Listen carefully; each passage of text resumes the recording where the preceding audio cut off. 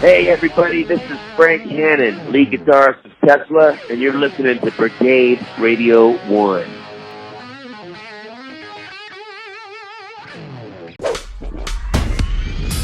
You're listening to Brigade-Radio-One. Yeah. We're sitting in here with a living legend. Am I? Living legend. Oh. Yes, absolutely. I mean, it's interesting because the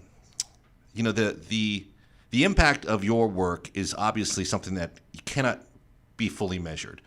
But how I sort of, I guess, quantified it was the Netflix documentary on you guys. Did you like that, or was that something where you're kind of like, Well, I agreed to do it with the stipulation that I would get to tell my side of the story of the firing, in which I did, but they never aired that.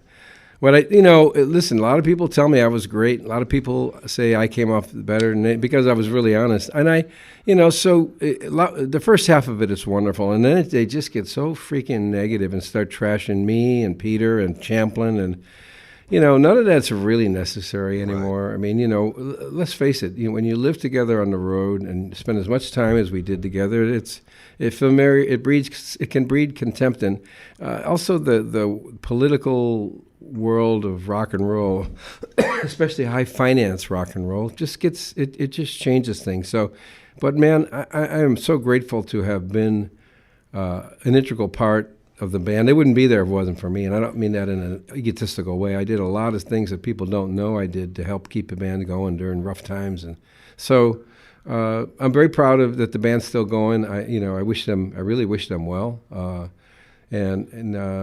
there's enough room for all of us. I still love playing the music, and I don't have any aspirations of big tours or this and that. I'm happy to do it in clubs like the Canyon Club. I do some performing arts centers, occasionally a festival.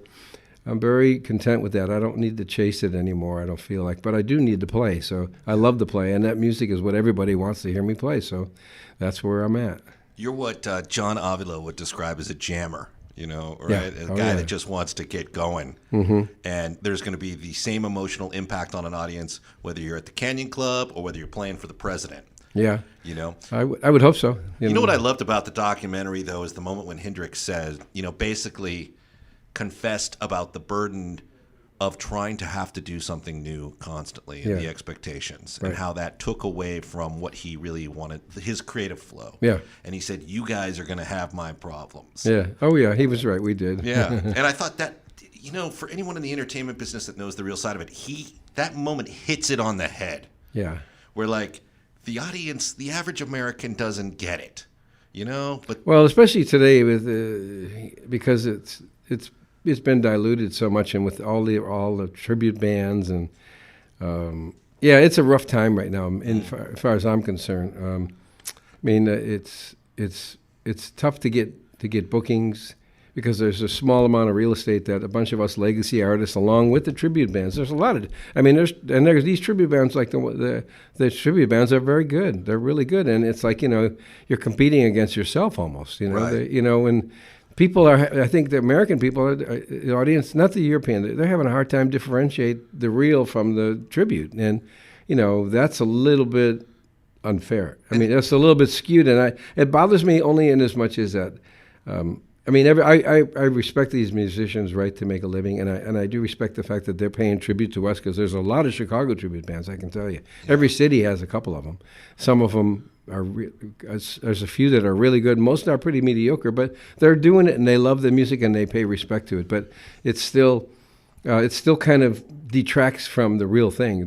Like my band is more the real thing. We're not, we're kind of competing in the tribute band world. That's the price we're in, kind of. But we're not. We're really more authentic, because I obviously played. I was the co-founder and with the band for 23 years and played on every meaningful record. Do you get compensated with these tribute bands? Oh, no. So, maybe I think the songwriters, ASCAP, the songwriters probably get some ASCAP. Yeah. I probably get some ASCAP.